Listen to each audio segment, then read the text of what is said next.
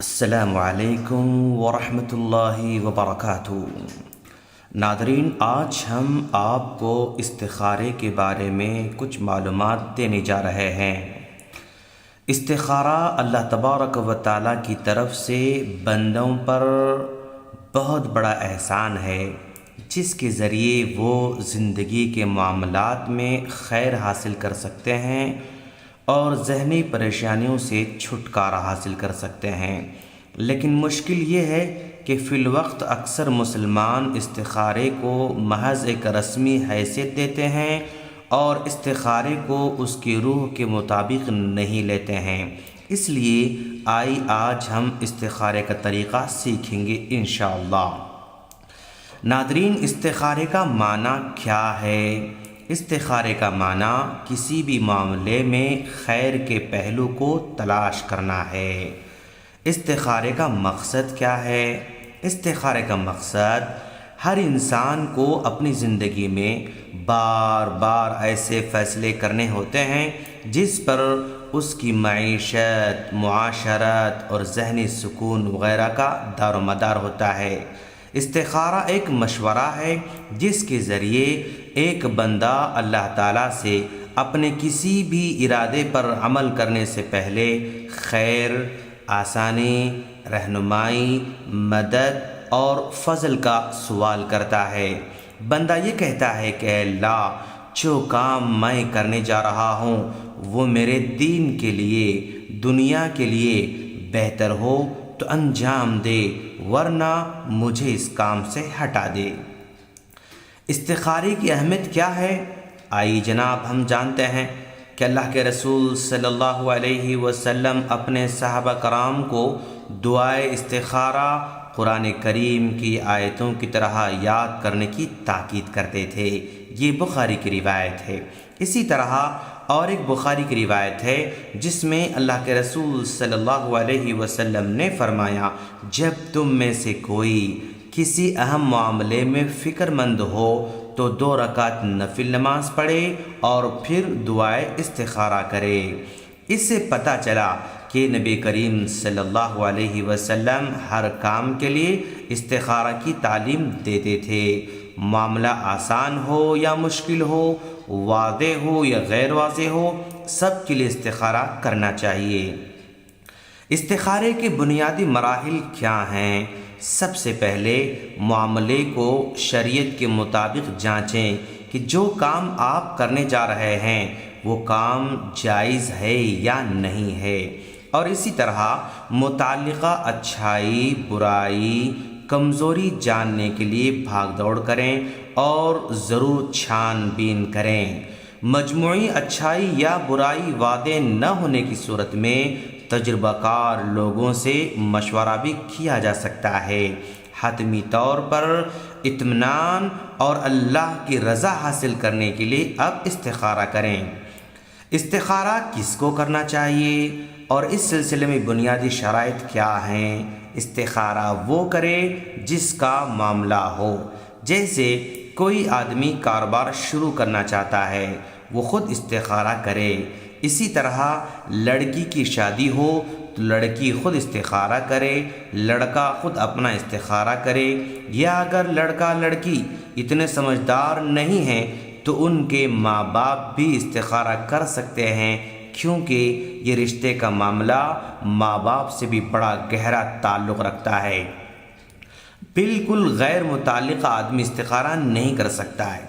ہمارے معاشرے میں غیر شرعی استخارے کی صورتیں بھی رائج ہیں، جیسا کہ دین سے عمومی طور پر دور اور دعاؤں سے ناواقف لوگ اپنی سہولت یا صرف محض رسمی کارروائی پوری کرنے کے لیے دوسرے لوگوں سے استخارہ کرنے کے لیے کہتے ہیں۔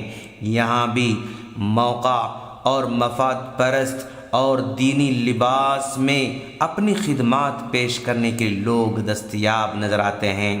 پیشہ ور اور اجرتی علماء سوء عامل قسم کے لوگوں سے رابطہ کیا جاتا ہے، جن کی اپنی زندگی دین سے کوسوں دور ہوتی ہے۔ وہ مصائب اور مشکلات میں گھرے ہوئے پریشان حال لوگوں کی مجبوری سے فائدہ اٹھانے کے لیے یہ مفاد پرست حضرات ہر مسئلے کو استخارے کے عنوان کے تحت حل کرنے کا دعویٰ کرتے ہیں۔ دراصل یہ کاہنوں کا کاروبار اب استخارے کے عنوان کے تحت چلایا جا رہا ہے۔ کیا استخارہ کے ساتھ دوسروں سے مشورہ بھی کیا جا سکتا ہے؟ ہاں جناب، استخارے کے ساتھ ساتھ مطلوبہ معاملے میں دو ضروری معلومات بھی تجربہ کار لوگوں سے معلوم کر سکتے ہیں، اور اس کے لیے جامع انداز سے چھان بین بھی کرے۔ خاص طور پر شادی بیاہ کے معاملے میں ضرور چھان بین کرتے رہیں، اور اگر مشورہ لینا چاہیں تو کن لوگوں سے مشورہ لیں؟ مشورہ علم اور تجربے میں مہارت رکھنے والوں کے ساتھ ساتھ دینی اعتبار سے مخلص اور آپ کے خیر خواہ ہوں، اور جلد بازی کرنے والے نہ ہوں، امانت دار ہوں، دیانت دار ہوں، ایسے لوگوں سے آپ مشورہ کرتے رہیں۔ استخارے کا طریقہ کیا ہے؟ استخارے کے لیے خاص نیت سے الگ سے 2 رکعت نماز ادا کریں، اور یہ نیت زبان سے ادا نہیں کی جائے گی بلکہ دل میں ارادہ کیا جائے گا۔ سورۃ الفاتحہ کے بعد قرآن مجید کے کسی بھی حصے کی تلاوت کریں۔ سلام پھیرنے کے بعد استخارہ کی دعا پڑھیں۔ اگر خواتین ناپاک ہوں تو پاکی کا انتظار کریں۔ اگر انتہائی مجبوری ہو تو صرف دعا استخارہ بھی پڑھی جا سکتی ہے۔ استخارے کی دعا اگر یاد نہ ہو تو مجبوری کے تحت اسے کسی پیپر وغیرہ میں دیکھ کر پڑھ سکتے ہیں۔ اگر دعا یاد کر لی جائے تو بہت ہی اچھا ہوگا۔ استخارے کے بعد اس معاملے کے متعلق جو ارادہ بنے وہ کر لیں۔ کسی خواب کا، کسی غیبی اشارے کا انتظار نہ کریں۔ اگر ایک بار استخارہ کرنے سے کچھ بھی سمجھ میں نہ آئے تو بار بار بھی استخارہ کیا جا سکتا ہے۔ دعا استخارہ رسول اللہ صلی اللہ علیہ وسلم کی سکھائی گئی دعا ہے، لہذا اس سے نہ تو زیادہ کریں اور نہ ہی اس سے کم کریں، یعنی الفاظ میں کمی بیشی ہرگز نہ کریں۔ کسی معاملے میں آپ کا ارادہ اگر ایک جانب مائل ہو تو اس کو دل میں زیادہ اجاگر نہ کریں، یعنی اگر آپ کو کوئی رشتہ زیادہ پسند ہے یا کوئی گاڑی وغیرہ زیادہ پسند ہے تو آپ کی چاہت اس کی جانب ہوگی، لہذا استخارے کے وقت دل میں اس کے خیر اور شر دونوں پہلوؤں کو مد نظر رکھتے ہوئے استخارہ کی دعا کریں۔ اور دعا کرنے کے لیے وہ کون سی دعا ہے، آئیے آج ہم آپ کو سنانے جا رہے ہیں۔ اللہم انی استخیرک بعلمک واستقدرک بقدرتک واسألک من فضلک العظیم فإنک تقدر ولا اقدر وتعلم ولا اعلم وانت علام الغیوب۔ اللہم ان كنت تعلم ان هذا الامر خير لي في ديني ومعاشي وعاقبة امري فاقدره لي ويسره لي ثم بارك لي فيه، وان كنت تعلم ان هذا الامر شر لي في ديني ومعاشي وعاقبت امری فاصرفه عنی واصرفنی عنہ واقدر لی الخیر حیث کان ثم ارضنی بہ۔